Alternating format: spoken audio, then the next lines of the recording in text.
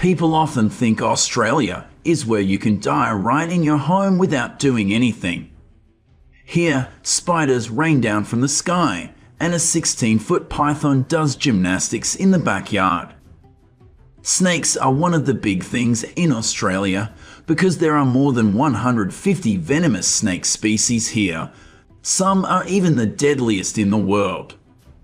For example, the eastern brown snake, which can jump apparently, can kill an adult in less than an hour with its fast-acting venom. On March 2024, it killed a father who was trying to move it away from kids at a childcare centre in Queensland. Janice Taylor, a farmer from Perth, had bruises all over her body, even though she was only bitten on her foot. As you may have noticed, some areas in Australia like Queensland are more prone to snakes because they breed in warmer weather. Snakes are cold-blooded, so they are only most active in austral summer, from September through to January. This is when they sneak into fast food stores, through toilet, or stray into people's home. It's actually so severe that the government has to warn citizens about the yearly snake season on TV.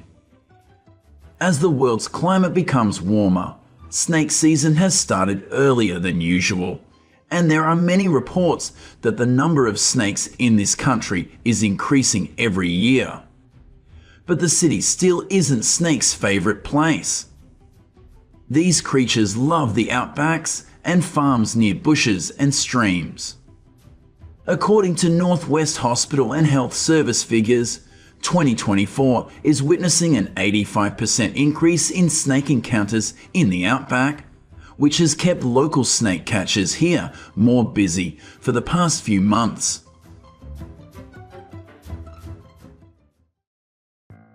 Snakes pose a significant threat to Australia's wildlife and livestock. Their exceptional hunting skills, including a highly sensitive tongue for detecting movement and a flexible body for stealth, make them adept at catching small farm animals like chickens. Their swift, silent strikes with sharp fangs deliver venom that can leave victims severely ill, to the point of paralyzing. Such events can have devastating consequences for farmers, as affected livestock may become unfit for sale. That sounds terrifying, but if you compare the snakebite deaths in Australia to other countries that snakes inhabit, you will find that it's many times lower here. Take its closest northern neighbour, Papua New Guinea, for instance. Here, highly venomous taipans kill more people than malaria, contributing to 120 deaths per 1,000 snake bites there because of fast blood clots, compared to Australia's 1 death per 1,000 bites. That said, the number still isn't zero, so prevention is still key to protect the farm. Studies by the University of Queensland recommend proper fencing around vulnerable areas like chicken coops and baby animal pens. Additionally, keeping tall grass and debris piles cleared from the property reduces potential hiding spots for snakes. If a farmer does encounter any venomous snakes, the safest course of action is to call a professional snake catcher. These trained individuals know how to safely remove the snake and relocate it, often to a designated wildlife sanctuary.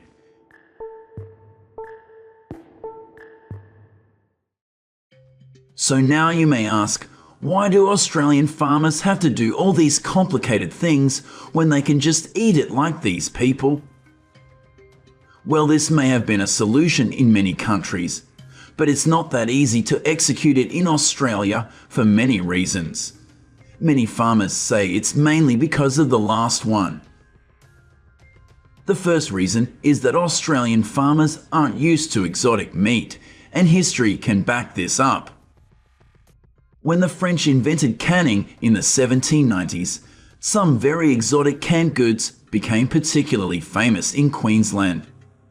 Sea cucumber soup, dugong pate, and even turtle soup, but snakes were never on the menu ever.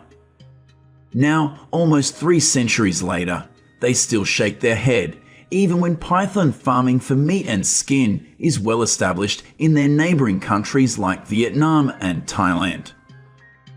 Although these reptiles eat only once a week, require less water, are more resilient to extreme climatic conditions, and don't transmit diseases like bird flu or COVID-19, they can still grow quickly and produce at least 50 eggs a year. In fact, a 2024 report suggested that python meat could offer a form of meat much less carbon intensive than the current options. However, head of zoology and ecology at James Cook University is concerned that these snakes need the right temperature to thrive in Australia, and that's a difficult and expensive thing to do on an industrial scale. So if there isn't much demand for snake and python meat in Australia like feral hogs in the US, not many farmers want to risk their life to catch them. The second reason is that you can be jailed for up to 5 years or fined $77,000 if you kill an intruding snake in Australia. This is because all native wildlife is protected under the Territory Parks and Conservation Act.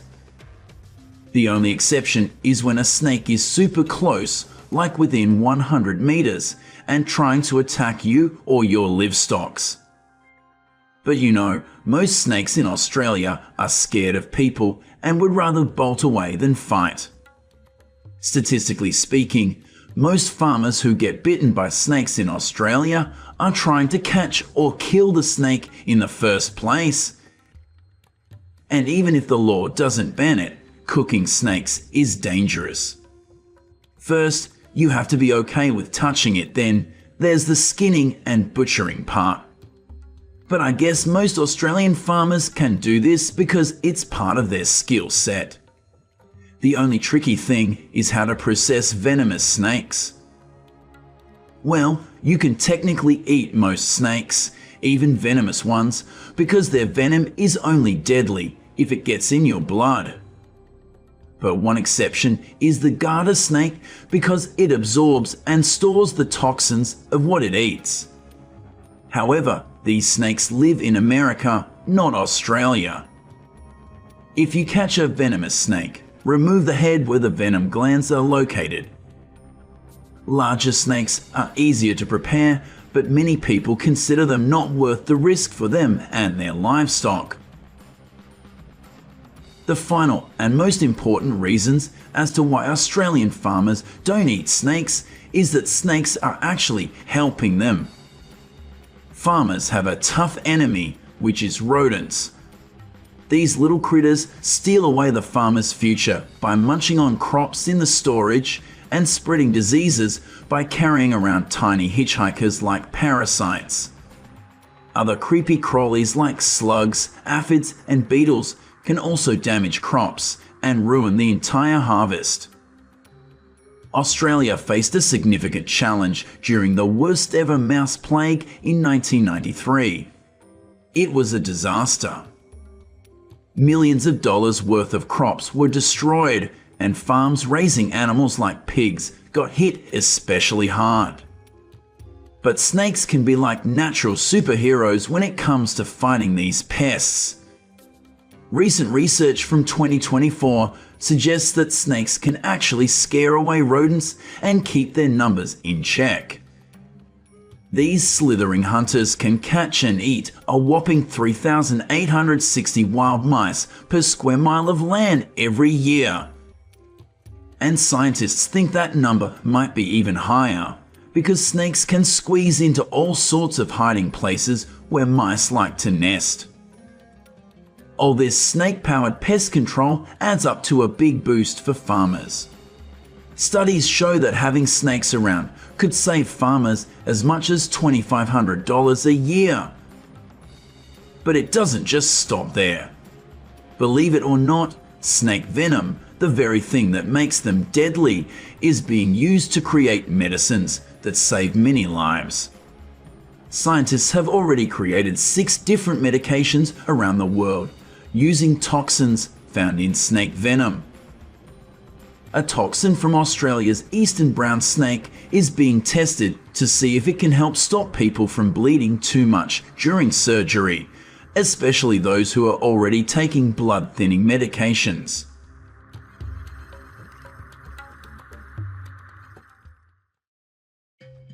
These carp took over the Great Lakes, the world's largest freshwater body, when the US imported them from Asia to eat algae.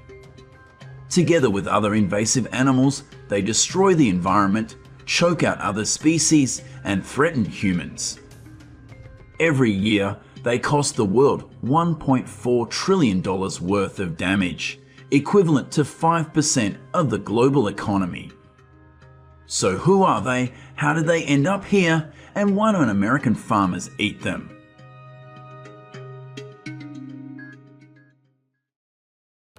While domestic pigs are the second most popular livestock, bringing in billions of dollars to the US, wild pigs are an annual $2.5 billion headache for this country. An adult wild boar has a lot of meat because it can weigh up to 400 pounds and reach 5 feet long. In fact, they can be bigger, like this 1,050-pound wild boar. That's why many centuries ago, Christopher Columbus and his expeditions brought them to America for food and hunting sports. However, their numbers have increased dramatically despite control efforts since 2014. Wild boars have escaped and adapted very well, giving birth to about 3 litters of 10 piglets each year.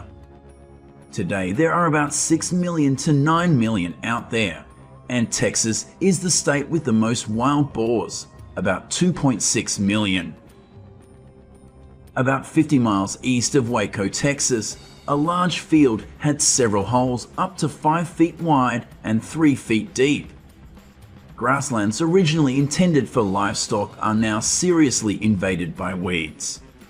The farmer knew that a herd of wild boars visited the field with their long snouts yesterday. Many researchers call them the most destructive invasive species on Earth, causing nearly 300 native plant and animal species to rapidly decline.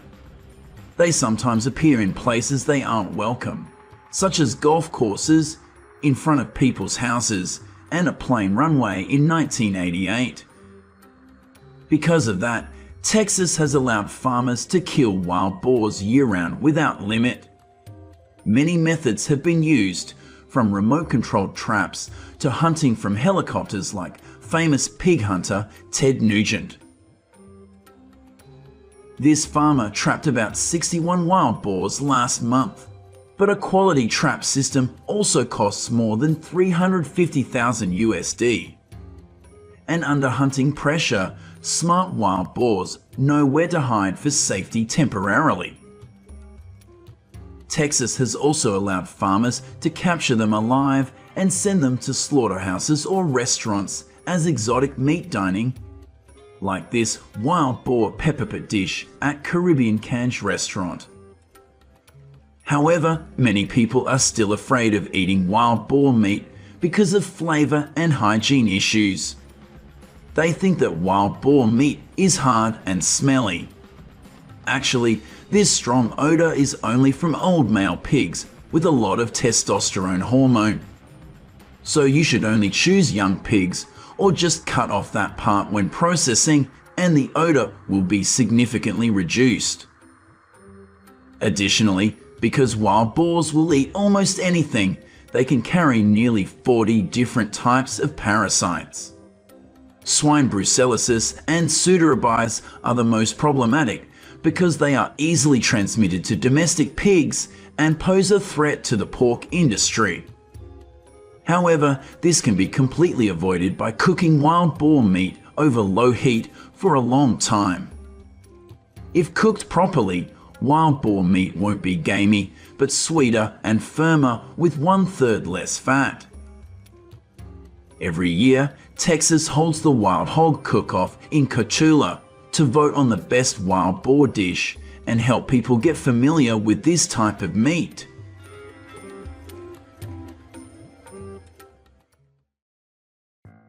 In the 60s, Asian carp were imported from Asia to control algae and weeds in the Mississippi River. But now they have totaled up to 90% of all fish populations there. The US fishery industry lost $7 billion USD because of this most hated fish in America. There are 4 different types of them, and they outcompete other species by their feeding power and reproduction rate. They can give birth to 1 million eggs per year. Illinois rivers, once bustling with native sport fish like crappie and largemouth bass, are now filled with millions of invasive Asian carp. Some can even weigh up to 100 pounds and are 4 feet long. Furthermore, they scratch the ground when eating, which also affects the water quality. Although carp don't have front teeth, their back teeth look like ours and can crush hard-shelled species such as freshwater mussels, many of which have become extinct under this feeding power. Since their escape, Asian carp have swum more than 300 miles to the Great Lakes, which include 5 large freshwater lakes near the Canadian and American borders. So the US installed several layers of electric fences and called for commercial fishing. Fishermen in Tennessee have harvested more than 10 million pounds of carp since 2018. However, this can only be achieved during the cold season, because carp will be more active in warm water. While fish processing factories are popping up, many people still shake their heads at the idea of eating invasive carp. Perhaps partly because carp has a lot of bones, especially Y-shaped bones that are easy to catch and make filleting difficult. And the most important reason is that they think bottom feeders like carp are dirty. But actually, carp have a diverse natural diet like worms and insects like many other freshwater fish, and are generally cleaner than many that people widely consume like catfish. To avoid the muddy taste that people may complain about, carp should always be kept raw or chilled until 5 minutes before cooking. This is how many Europeans and Asians have prepared it since the Middle Ages. Apart from eating, American farmers can still use them as fertilizer. Just make sure it is buried at least 1 meter down to avoid attracting scavengers and stinking up the whole farm. And from 2022, don't call them Asian carp anymore. It has been renamed Kopi by the Federal Great Lakes Restoration Initiative to sound more attractive.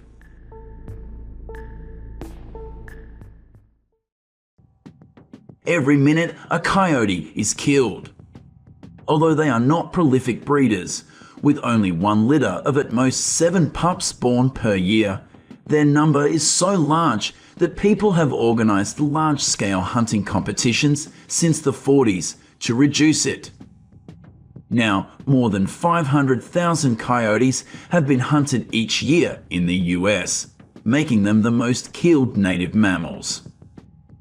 Coyotes can eat both plants and animals, and this makes them a major threat to both fruit and livestock farms. They are said to kill more than 300,000 heads of livestock each year and injure even more. The spread of the Neospora cannon parasite by coyotes can cause miscarriages and stillbirths, adding up to the loss of $188.5 million to the livestock industry each year. Not only that, in recent years, they have begun to move towards cities like Chicago and New York with even more aggressive behavior towards people and pets. Hunting and suffocating coyote dens with gas is the most popular method farmers have used so far. But perhaps the fastest way is to turn them into staple meats. However, coyotes look like dogs, and Americans aren't used to eating dog meat, so they don't know how to cook coyotes properly either. Moreover, people also see them as predators, which can carry diseases dangerous to humans, such as rabies and tapeworms.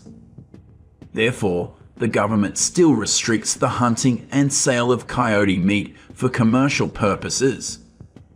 But many experienced farmers still consume coyotes because they think, why not eat what you hunt?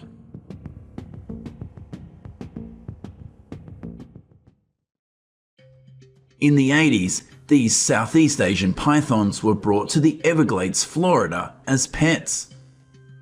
Although some pythons were released into the wild because people could no longer keep them, the 1992 Hurricane Andrew's aftermath caused a massive escape. This marked the beginning of the native wildlife's worst nightmare. These adult Burmese pythons, which can grow up to 20 feet long and weigh more than 200 pounds, eat a lot. They even usurp the apex predator status of the American alligator because no species can defeat them in the wild. The mammal populations here have decreased significantly, with raccoons and opossums declining by 99.3%. Local farms have also been attacked, causing much concern for farmers over the years. The Florida Department of Fish and Wildlife estimates that there are between 100 and 300,000 Burmese pythons in the Everglades in 2023, but only 18,157 have been captured since 2000. Each year they give birth in large numbers, from 12 to 36 eggs, and Florida has opened many attractive python catching programs. Contractors are paid between $13 and $18 per hour. Freelancers earn $50 per python up to 4 feet long, plus $25 for each additional foot. They also receive $200 for each python nest removal. But this job is so dangerous that currently only 100 of the best python hunters are licensed here. Although snake meat may be delicious and is popular in many countries around the world, such as China and Thailand, American farmers cannot eat Burmese pythons because they are deadly. Like other apex predators, these pythons have very high levels of mercury. This is an extremely dangerous poison to the human nervous and reproductive system. But local pro snake huntress Donna Kalal still eats Burmese python meat and eggs several times a year. She said that they can replace pork or chicken in recipes, but you should use a mercury test kit to know the level of toxins in the meat before cooking. So, what about you? Would you like to try eating meat from any invasive species? Let me know in the comments below.